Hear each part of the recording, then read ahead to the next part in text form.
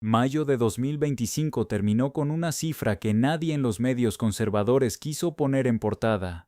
El mes con menos homicidios dolosos en 12 años en México, no en el sexenio de Sheinbaum, en 12 años, desde 2013, y antes de que alguien diga que es un dato maquillado o que viene del gobierno y no vale, vamos a ir número por número, fuente por fuente, porque esta historia merece contarse con toda su dimensión. Quédate conmigo, porque lo que viene en los próximos minutos va a darte los argumentos que los medios corporativos decidieron no darte. Para entender el peso real de lo que acaba de pasar, necesitas saber de dónde venimos. México vivió entre 2017 y 2022 los años más violentos de su historia moderna. El pico fue 2019, con más de 34,000 homicidios dolosos registrados en un solo año. Eso es casi 94 asesinatos por día, casi 4 por hora, mientras dormías, mientras comías, mientras ibas al trabajo. Los medios internacionales construyeron con esas cifras una narrativa que todavía repiten hoy. México es un narcoestado fallido, un país sin control, un territorio donde el gobierno no manda. CNN en español, los think tanks de Washington, los analistas de derecha en toda América Latina,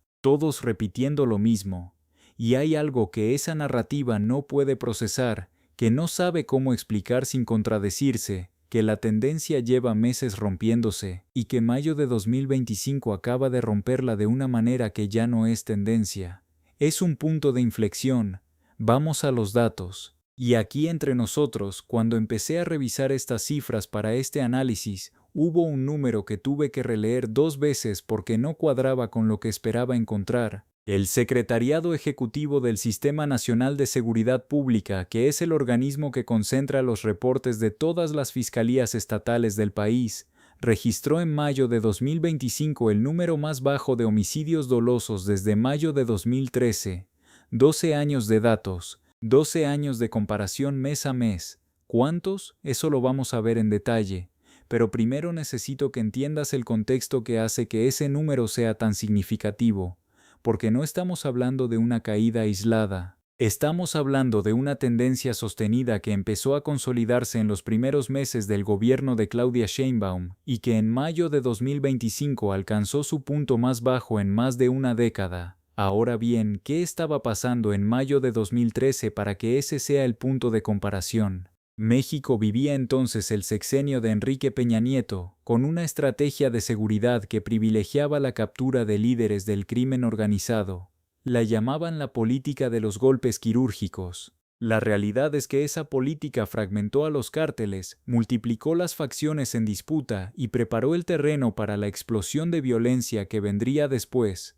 En 2013, los homicidios ya estaban subiendo. El país estaba en la rampa de ascenso hacia los años más oscuros de su historia reciente. Volver a ese nivel, o quedar por debajo de él, no es un logro menor. Es desandar 12 años de una curva que parecía no tener fondo. Y aquí es donde la historia se pone interesante, porque la pregunta que importa no es solo cuántos homicidios hubo en mayo. La pregunta es, ¿por qué ahora? ¿Qué cambió? Fíjate en esto, la estrategia de seguridad de Sheinbaum tiene 3 ejes que la diferencian de las anteriores, y los 3 están documentados en los informes del Gabinete de Seguridad que se presentan en la mañanera. El primero es la coordinación entre fuerzas federales y estatales. Suena burocrático, lo sé, pero durante años, uno de los problemas estructurales de la seguridad en México fue que la Guardia Nacional, el Ejército y las policías estatales operaban con agendas distintas, con información compartimentada, a veces incluso en competencia. La actual administración formalizó mesas de coordinación que tienen reuniones semanales con datos en tiempo real. No es magia, es administración. El segundo eje es la inteligencia financiera. Esto es lo que nadie del bloque opositor quiere que sepas, porque implica reconocer que la unidad de inteligencia financiera ha sido una herramienta efectiva. Cuando cortas el flujo de dinero de una organización criminal, no la eliminas de un día para otro, pero la debilitas. La debilitas en su capacidad de reclutamiento, en su capacidad de comprar protección, en su capacidad de escalar conflictos. Los datos de congelamiento de cuentas vinculadas al crimen organizado en los primeros meses de 2025 son consistentes con la caída en los indicadores de violencia. El tercer eje, y este es el más debatido, es la política de construcción de paz en territorios específicos. No es una política de abrazos como la caricaturizan los críticos. Es una política de inversión social focalizada en municipios con alta incidencia delictiva, programas de empleo, de educación, de infraestructura en zonas que históricamente han sido el terreno de reclutamiento de los cárteles. ¿Funciona sola? No, funciona combinada con los otros dos ejes. Los números de mayo dicen que sí, pero ojo con este dato, porque aquí viene el primer número que va a cambiar cómo lees todo lo anterior. La reducción de homicidios no es uniforme en todo el país. Hay estados donde la caída es pronunciada y hay estados donde los indicadores siguen siendo preocupantes. Esto es importante porque los críticos van a señalar esos estados como evidencia de que la estrategia no funciona, y lo que en realidad muestran es que la estrategia funciona donde se aplica con mayor intensidad y consistencia. Michoacán, Guanajuato, Zacatecas. 3 estados que concentraron una parte desproporcionada de la violencia en los años del pico.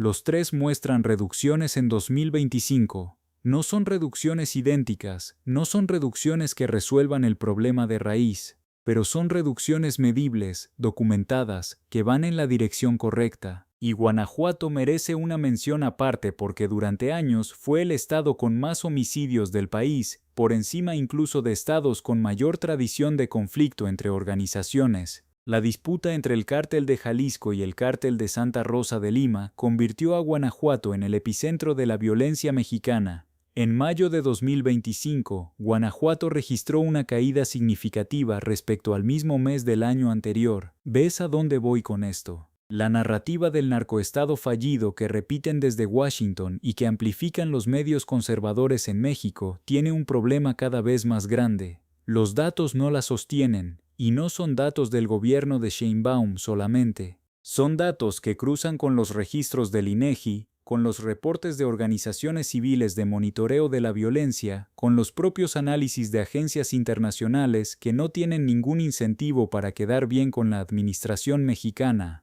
Ahora bien, antes de contarte lo que esto significa en términos de la narrativa internacional que se construyó sobre México, necesito que te quedes con un detalle que casi nadie está mencionando. La caída de mayo de 2025 no llegó sola. Viene de una tendencia que empezó a consolidarse en el cuarto trimestre de 2024, los primeros meses del gobierno de Sheinbaum, y que se ha mantenido mes a mes con una consistencia que es difícil atribuir al azar. Enero de 2025 fue mejor que enero de 2024, febrero fue mejor que febrero de 2024, marzo mejor, abril mejor, y mayo rompió el récord de 12 años. Eso no es una coincidencia, eso es una política funcionando, y aquí viene la parte que a mí me parece, con todo respeto, sencillamente reveladora de cómo opera la desinformación en este tema. Cuando los homicidios subían durante el sexenio anterior, los medios internacionales publicaban las cifras cada mes. CNN, Reuters, The New York Times.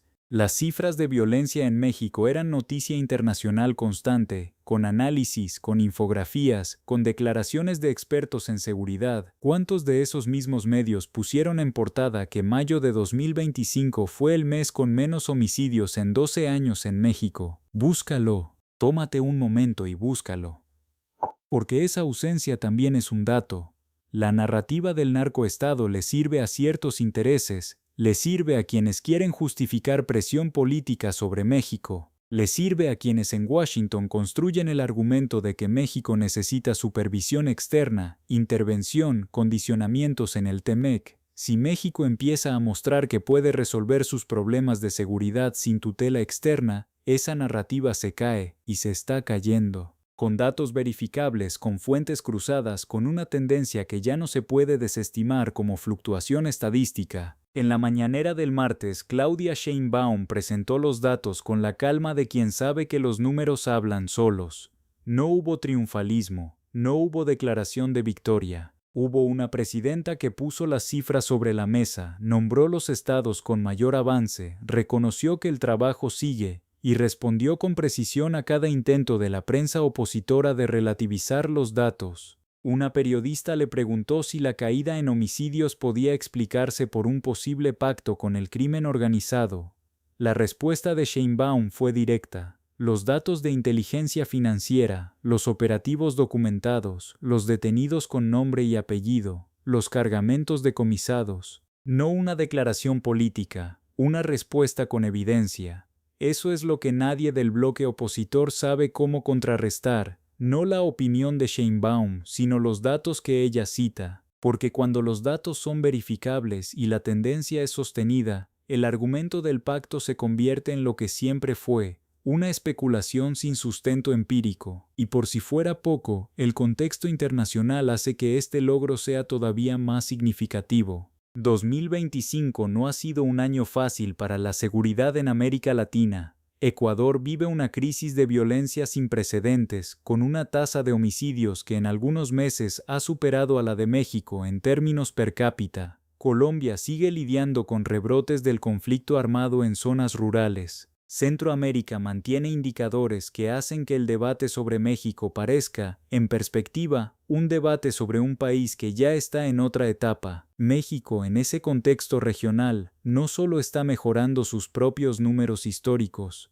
está mejorando en un entorno donde la violencia organizada está encontrando nuevos territorios y nuevas formas de operar en toda la región. Ese es el dato que cierra el argumento. No es que México haya encontrado la fórmula perfecta, no es que el problema del crimen organizado esté resuelto. Nadie en el gobierno lo está diciendo, pero la dirección es inequívoca, la tendencia es sostenida, y el punto de comparación 12 años hace que ya no sea posible descartarlo como un logro menor o como una coincidencia estadística. Cuando empecé a preparar este análisis, lo que me preguntaba era si los datos de mayo iban a ser suficientemente sólidos para sostener el argumento. La respuesta, después de revisar las fuentes, es que los datos no solo son sólidos, son el tipo de datos que cambian el debate si se cuentan bien, y eso es exactamente lo que intentamos hacer en este canal. La carta que los medios conservadores no pusieron en portada sigue ahí, con los números que no quisieron publicar, con la tendencia que no saben cómo explicar sin contradecir su propia narrativa. Mayo de 2025, el mes con menos homicidios en 12 años, con una presidenta que presentó los datos sin triunfalismo, con una estrategia que tiene 3 ejes documentados y con una narrativa internacional que cada vez tiene menos sustento empírico para sostenerse. ¿Crees que los medios internacionales van a empezar a cubrir esta tendencia con la misma intensidad con que cubrieron los años del pico? Déjalo en los comentarios, que leo todas las respuestas. Y si quieres el análisis de cómo se construyó la narrativa del narcoestado y qué intereses la sostienen, ese video ya está en el canal.